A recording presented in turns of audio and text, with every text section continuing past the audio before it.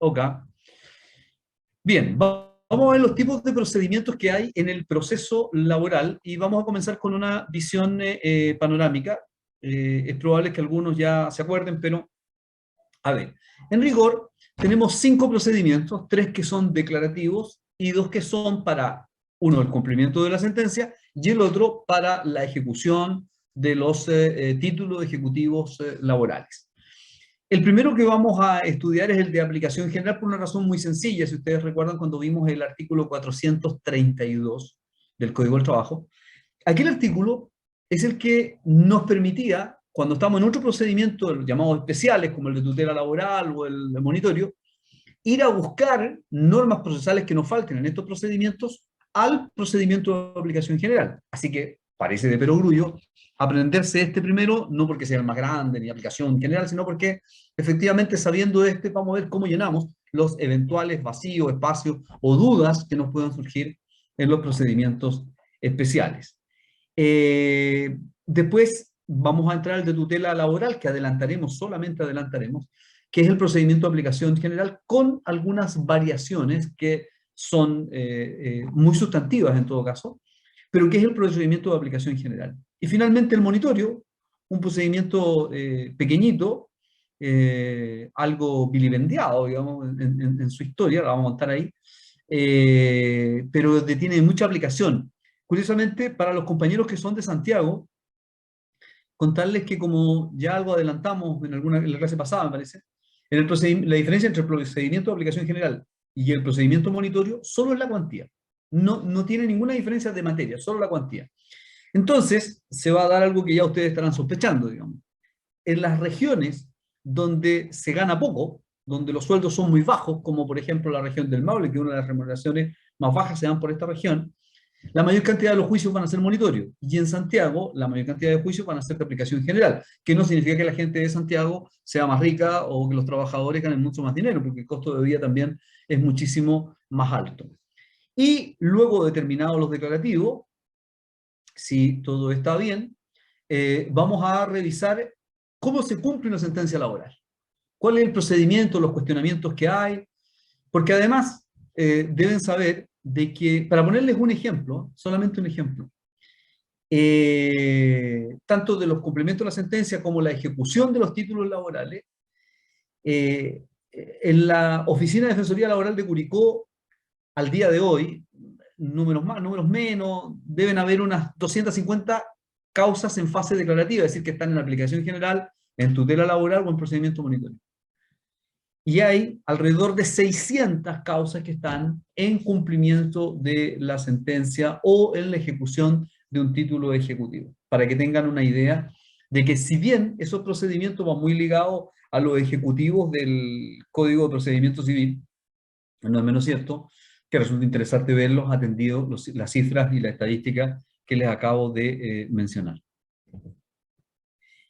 Este es un esquema, les voy a subir esta materia también, que podría resumir lo que vamos a ver a continuación del procedimiento general, o podría resumir el procedimiento general.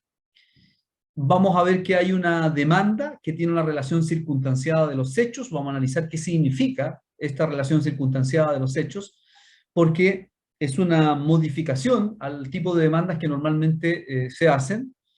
Tiene que haber una notificación que debe ser con 15 días de antelación a la fecha de la fijación de la audiencia preparatoria, porque ustedes comprenderán que se presenta la demanda y la primera resolución del tribunal va a ser fijar la fecha de la audiencia preparatoria.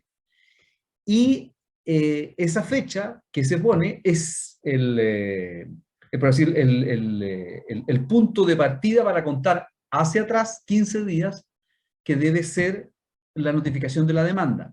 Por lo tanto, si dentro de esos 15 días no se notifica la demanda, habrá que solicitar al tribunal o el tribunal de oficio lo hará que se fije una nueva fecha de audiencia preparatoria.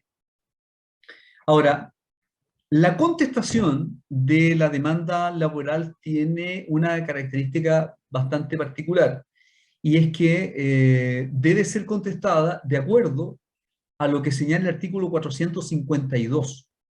Y eso porque vamos a ver que en materia laboral el silencio tiene valor en el sentido negativo para el demandado. Si ustedes recuerdan, en materia procesal civil, el no contestar la demanda o no contestar todos los hechos de la demanda o no negar fehacientemente un hecho, significa, se entiende que el demandado niega. Acá es la regla contraria, con algunas variaciones e interpretaciones que vamos a analizar. Asimismo, la reconvención, la demanda reconvencional, que pudiera venir en la contestación, debe ser con 5 días de antelación también a la audiencia preparatoria. Luego, entonces, la que hemos hablado de la audiencia preparatoria, se lleva a cabo estos plazos de 35 días entre que presento, que se dicta la resolución y se fija la audiencia preparatoria. La verdad es que no se están respetando, se lo digo de antemano, pero se respetaron hasta antes de la pandemia, por lo menos acá en la región. Sé que en otras partes no, pero acá sí. En la audiencia preparatoria podría haber acuerdo o reconocimiento parcial por parte del demandado de lo que dice la demanda, y esa parte en que se reconoce se va a entender como una suerte de sentencia. Digo una suerte de sentencia porque en rigor es una resolución que va a tener carácter ejecutoriado y que va a poder pasar a cumplimiento directamente, si no se cumple, y se seguirá el juicio en lo que no haya acuerdo. Ahora, en teoría, en no más de 30 días va a venir la audiencia de juicio, donde vamos a incorporar toda la prueba que tengamos y se va a dictar sentencia dentro de un plazo máximo de 15 días. La parte recursiva aplica totalmente en el procedimiento de aplicación general. Es decir, vamos a tener el recurso de nulidad de la sentencia, artículo 477, que vamos a estudiar en su momento, y si estimamos que el fallo que sale de la Corte de Apelaciones contradice otro fallo de Tribunales Superiores de Justicia, vamos a poder ir por la unificación de jurisprudencia.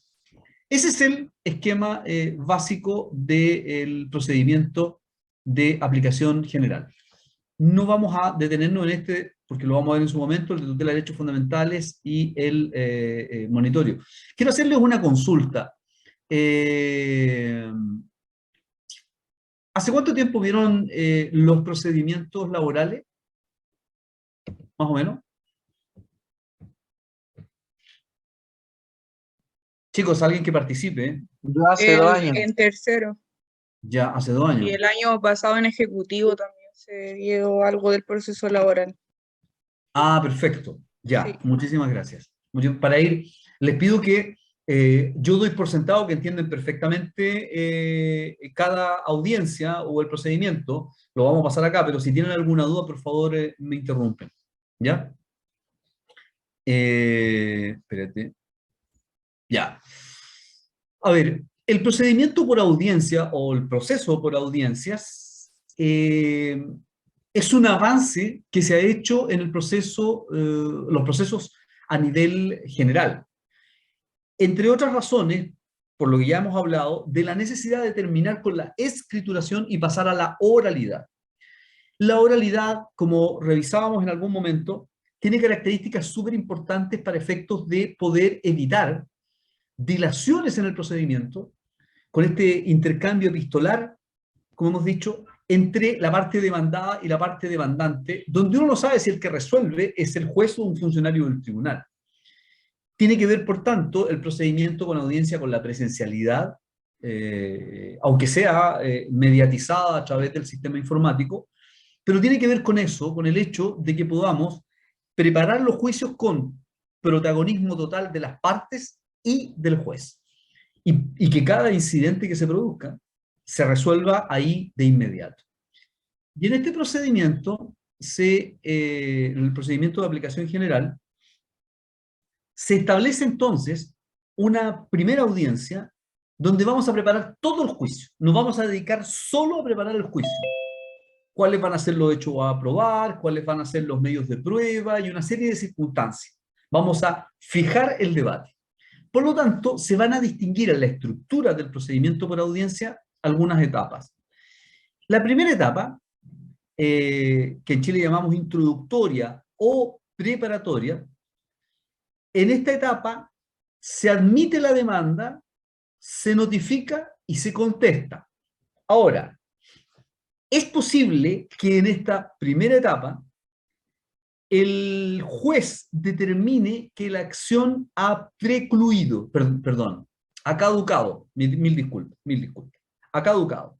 Es decir, han pasado más de 60 días desde que se podía presentar la demanda, incluido el tiempo que señala el artículo 168 de estadía en sede administrativa en la inspección del trabajo, con un máximo, como ustedes saben, de 90 días. Todo eso ya pasó y la demanda está fuera de ese plazo de caducidad.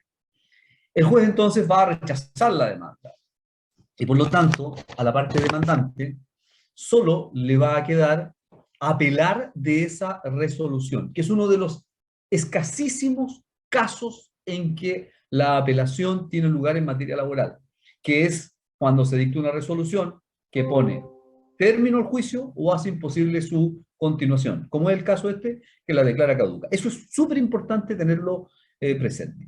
Si la demanda salva este obstáculo, por ahora, porque al contestar la demanda, el demandado podría perfectamente alegar caducidad que el juez no vio. Así que por ahora lo salva frente al juez, digamos, la actuación de oficio. Entonces, se admite la demanda a tramitación y se ordena su notificación.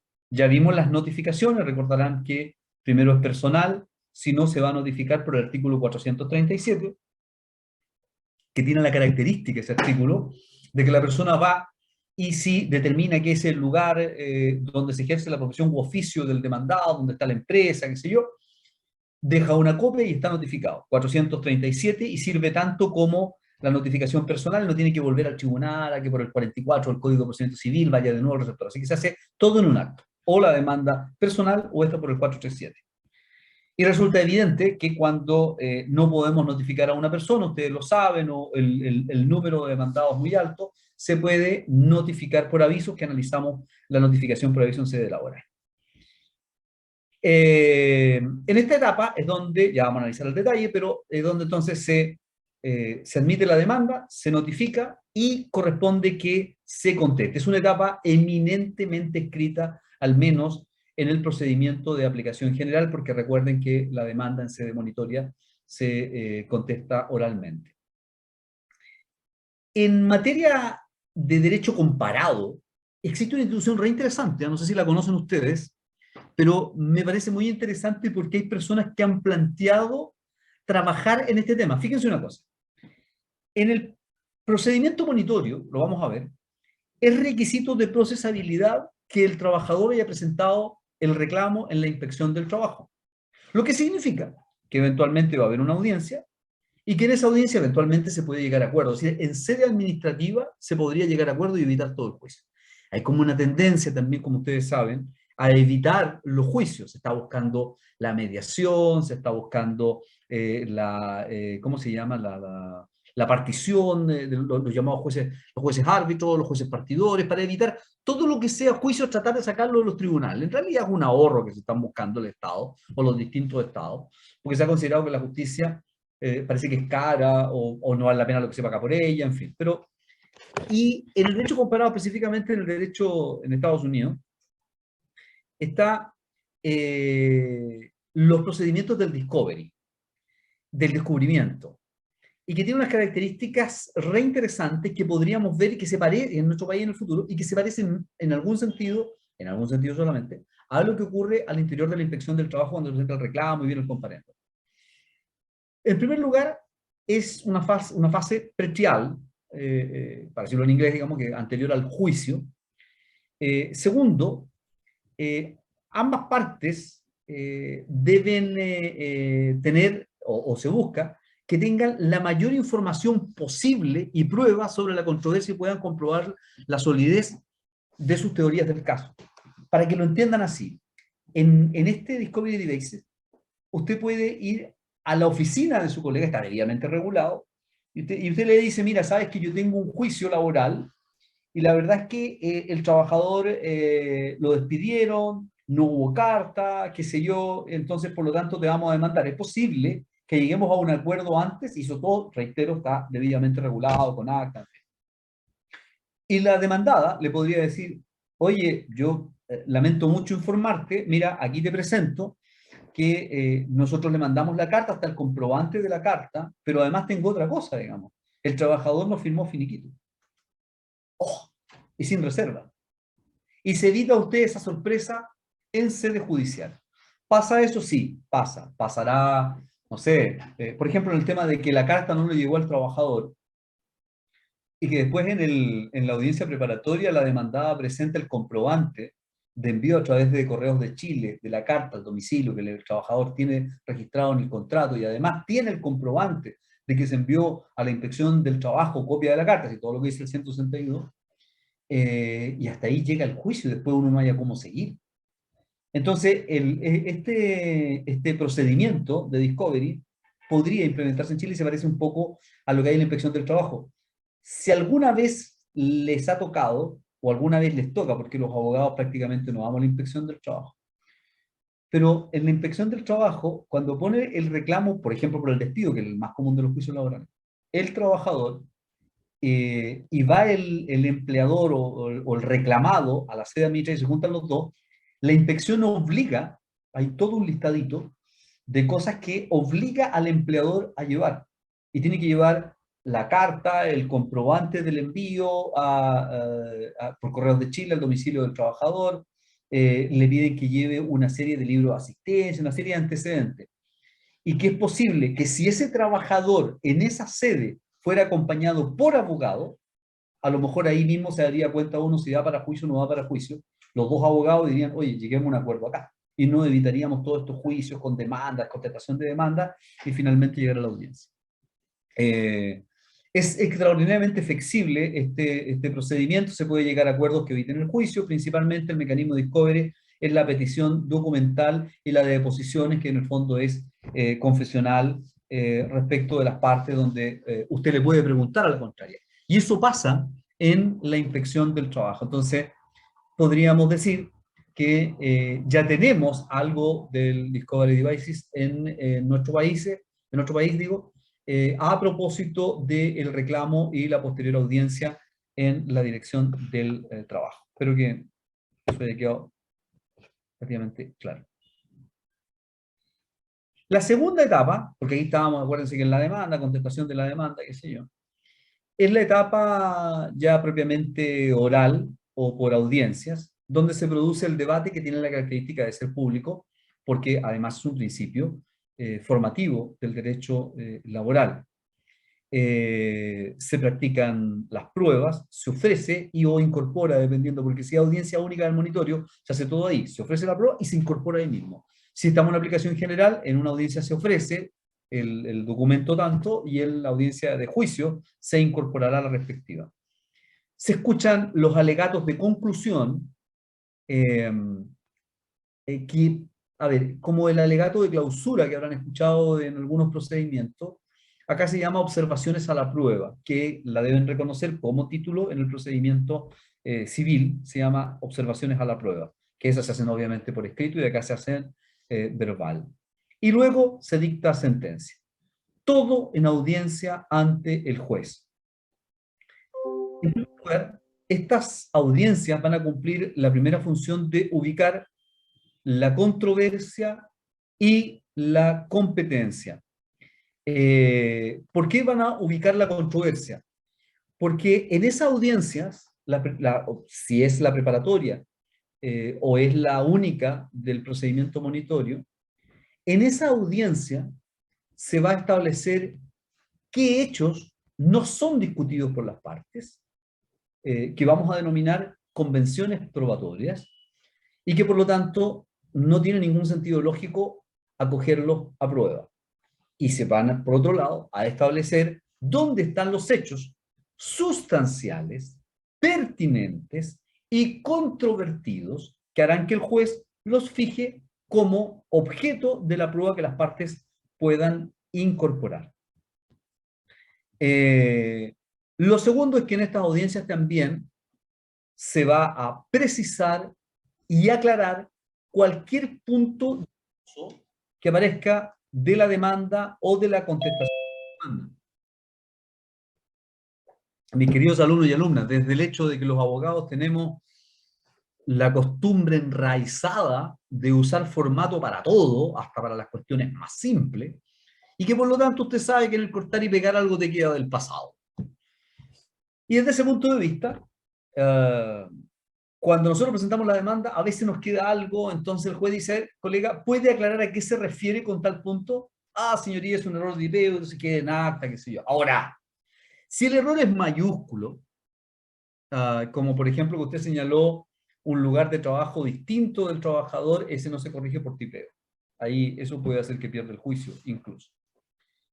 Pero sirve esta audiencia para precisión y aclaración. ¿Y por qué hablamos de purificación y simplificación? Porque dependiendo cómo hayan desarrollado sus clases de litigación, harán una extensa demanda o una extensa contestación de la demanda que al final lleva a la confusión al propio juez, que puede que se fije en puntos que a usted no le interesaba y ni siquiera quería que se fijara, y por lo tanto esta es la oportunidad, si comete ese error, de poder ir aclarando al juez lo que corresponda de la demanda y de la contestación de la demanda. Por ejemplo, recuerde usted, o lo va a ver ahora, recuerde que al inicio de la audiencia, el juez va a hacer una lectura extractada de la demanda y extractada de la contestación de la demanda. Entonces, si en esos aspectos usted fue muy extenso, necesita acá aclararle al juez cuando el juez esté leyendo y diga algo que a usted no le interesaba que dijera y deje de decir otra cosa que a usted le interesa que el juez tenga en la mente. ¿Por qué es importante? Porque el juez va a dictar los hechos a probar o va a fijar los hechos a probar sobre la base de lo que él entendió que decía la demanda y de lo que decía la contestación de la demanda. Por lo tanto, en lugar de cuando el juez esté haciendo, ojo, lectura extractada de la demanda, es importante, dice, algo que agregar, sí señoría, que en la demanda también pusimos tal cosa, o sí señoría, que en la contestación también dijimos tal cosa. Porque si no, el juez no lo tiene ahí y al momento de fijar los hechos se le puede quedar fuera ese punto que puede ser de relevancia. Entonces esto nos lleva a lo que el concepto de purificación y simplificación. Desde luego hemos hablado que ahí en la audiencia, creo que hablamos largo el otro día, me parece que fue con ustedes, ¿no? De los procesos de conciliación, de avenimiento, y de que ahí terminan los juicios. Y que se entiende, y por eso está con cursiva, que es en beneficio de las partes y de la administración pública. Y ahí depende un poco juicios de valor de nosotros, porque ese es un juicio de valor, digamos, que es un beneficio para las partes y para la administración pública. A ver, para la administración pública sin lugar a dudas, porque si no si no se continúa con el procedimiento, hay varios funcionarios públicos que acaban de terminar su pega. Se terminó, digamos, no continuó la audiencia. De las partes, yo tengo mis dudas, porque les comentaba que, no me recuerdo a ustedes, pero si no fue a ustedes les digo. Ahora, la mayor parte de los procedimientos están terminando por acuerdo. Y en el acuerdo un trabajador demanda 100 y el juez propone que lleguen a acuerdo en 50, y es posible que el demandado ofrezca 40 y lleguen a acuerdo en 45, y por lo tanto el trabajador tuvo que ceder 55 de lo que había demandado para llegar a un acuerdo. Entonces hasta aquí es beneficiado la administración pública, sí. Esta es, por ejemplo, una pregunta de aplicación para lo que comentábamos con la compañera recién. Para la administración pública es un ahorro, pero sin lugar a dudas, se acaba el juicio. Para el demandado es conveniente, pero claro, imagínense si obtuvo una rebaja automática. Miren, primero, despidió al trabajador. Si el trabajador demandó, significa que considera que lo despidieron de manera injustificada, indebida o improcedente. Segundo. Tercero, si están en audiencia judicial, significa que en la inspección del trabajo no llegaron a ningún acuerdo. Y si han pasado estas tres cosas, significa que hay un lapso de tiempo no menor, meses, en que el trabajador está cesante, o al menos fue despedido. Entonces llega esta audiencia preparatoria. ¿Quién llega más blandito para aceptar un acuerdo? Obviamente que el trabajador. Está sin plata, está sin trabajo y por lo tanto la factibilidad de que acepte la propuesta de conciliación hecha por el tribunal es alta. Así que sí, beneficia a la administración pública, beneficia al Poder Judicial, beneficia al demandado, pero al que no beneficia y derechamente lo perjudica, a mi entender, es al trabajador. Por eso está en negrita esa última parte, para que entiendan ustedes de que el hecho de llegar a acuerdo en todo no es tan bueno o no hay acuerdo de que ese sea lo mejor, digamos.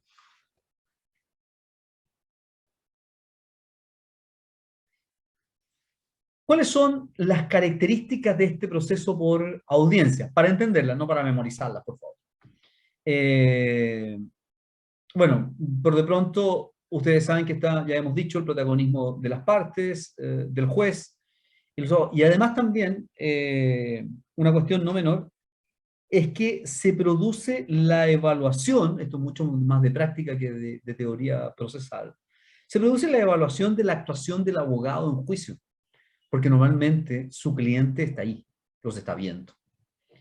Lo primero que permite la plena inmediación. El juez está ahí presente. Y como está presente, él puede resolver cualquier asunto que se presente de inmediato. Lo segundo, ojo con esto, el juez es protagonista. Y lo hemos dicho además, cuando el juez confunde el principio de actuación, perdón, de impulso procesal de oficio con el de actuación de oficio. Los confunde. Entonces, él no solamente es protagonista porque está sentado adelante y tiene que definir quién de las dos partes o más partes que haya tiene la razón en su teoría del caso, sino porque es protagonista y trata de inundar todo para que en su concepto todo el procedimiento sea más rápido. Probablemente, si uno lo mira solo del punto de vista teórico, dice que estamos todos como estatuas, que ustedes se imaginen a una parte demandante, se imagina a la otra parte demandada, y a un juez acá impertérrito, que está esperando que ustedes expongan sus teorías del caso. Y eso es todo lo que pasa, digamos. Y después tú haces ejercicio del 19 número 3 de la Constitución, 19 número 3 de la Constitución, y yo como juez también formo parte del debido proceso, así que también participo, todos así perfecto. Y eso no es así. El juez laboral tiene un protagonismo excesivo. Cuando se diseñó y cuando se entendió más encima por confusión esto de impulso procesal de oficio y de actuación de oficio, significó que el juez laboral, reitero, inundó todo. Imagínenselo como un tsunami que inunda todo el procedimiento. Lo que nos lleva al tercer punto.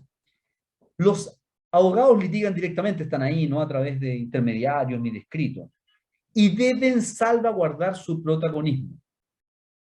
Es decir, en estas últimas tres líneas, la palabra de protagónico aparece dos veces. El protagonismo del juez y el protagonismo del abogado. Si hay dos personas, que en rigor son todo, porque si bien hay una parte, otra parte, me refiero a un abogado, otro abogado y un juez, son tres, pero hablemos, están los abogados y está el juez.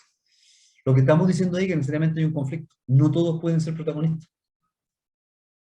Entonces, el abogado tiene una tremenda labor en el procedimiento laboral, en el proceso laboral en general y en estos procedimientos en particular. ¿Cómo logra el protagonismo el abogado? No haciendo lo que él quiera, no haciendo que el juez siempre cambie de opinión, pero sí, como Hansel y Gretel, dejando miguitas de pan para el posible recurso de nulidad futuro. ¿Cómo logra eso usted? Reposición, señoría, y fundamentando. La mayor intimidación que hacen los jueces, digo, es que después de que usted trata de reponer fundadamente, no por levantar la mano, ni por interrumpir y producir una acción dilatoria que es sancionada por el artículo 430, como vimos la semana pasada, el juez empieza a poner costas en su incidente. Es la única manera con que el juez se defiende frente a la razón del abogado, porque yo estoy hablando de abogados que están dando razones de por qué debe reponerse la resolución. Y no se le puede pasar el momento. Apenas estime usted que hay una resolución que va contra la ley, y si no se acuerda de la norma, recuerde los principios, lo que conversamos la semana pasada, Dice, señoría, reposición, razón del principio tanto, y si se sabe la norma, bueno, tanto mejor. Eh, y en razón de aquello, usted va controlando el protagonismo del juez para lograr usted también protagonismo, porque al final usted no puede dejar que el juez sea una suerte de río donde usted deja su acción o su excepción en el caso de contestación de la demanda y que el río lo lleve por donde él quiera. Usted tiene que tener la intención de dirigir el río en más de un aspecto porque usted tiene una teoría del caso y para la teoría del caso hay que recordar los tres elementos que tiene que tener el elemento fáctico, el elemento jurídico y el elemento probatorio, y eso significa que todo vaya juntito y usted debe tratar de ordenarlo dentro del juicio. Esa es la lucha de protagonismo. Si no hace la reposición, va a precluir ese derecho. Recordar que las partes actúan solo representadas. Para lo que estamos hablando recién es suma fundamental. El juez sabe que, o cree saber, que la mayor parte de los abogados, pero que no sean ustedes, y abogadas, tienen una suerte de temor reverencial por los jueces. Y que por mucho que yo les diga que son personas de carne y hueso, que en realidad pueden saber tanto o menos que ustedes, no tienen ninguna supracalidad, no son hijos de un Dios mayor, ni cosas por el estilo, se produce ese fenómeno. Y muchos abogados viven de ese fenómeno. Entonces uno les pregunta, ¿pero por qué no repusiste este hecho global? Es que el juez se molesta. En ese sentido, puede ocurrir que a veces los jueces se dirigen directamente a la parte que usted representa. Eso no lo puede permitir.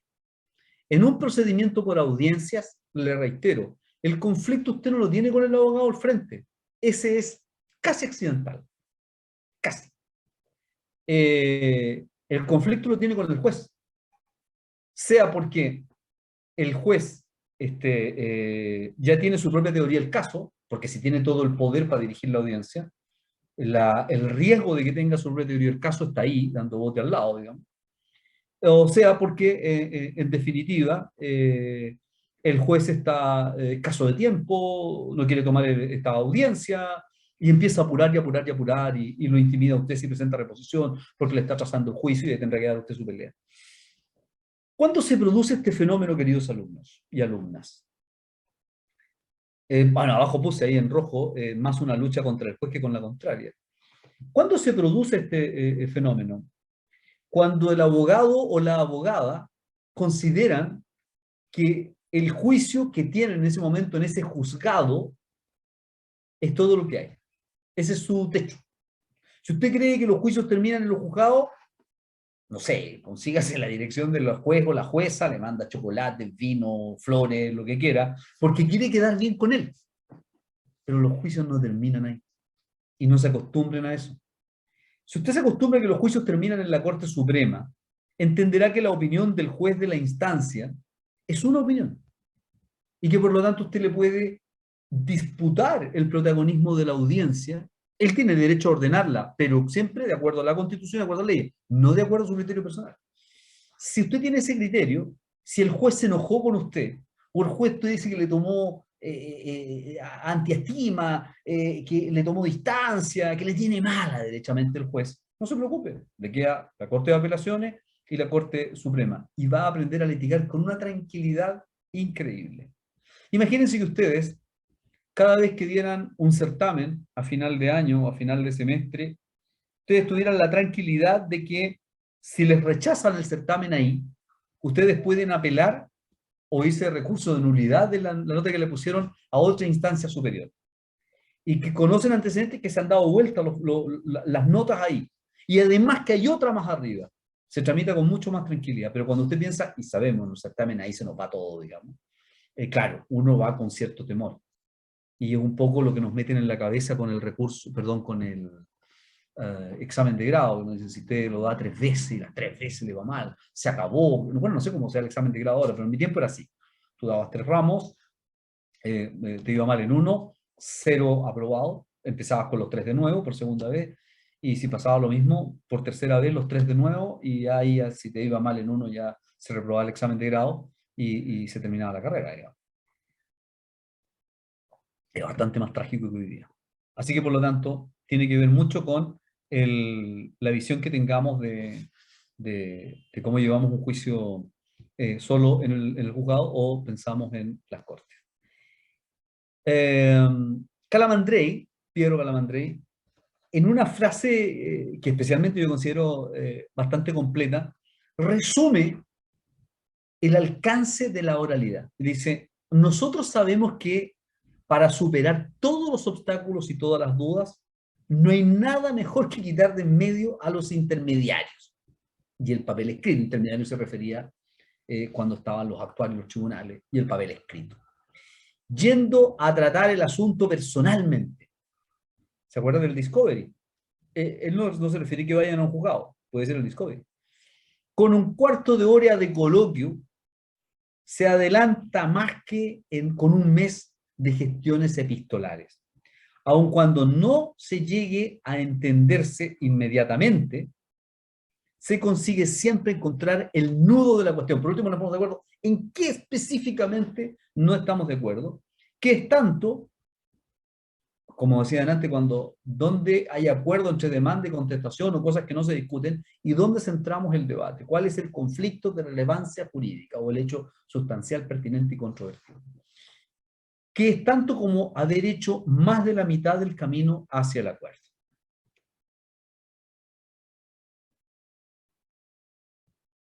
Bien.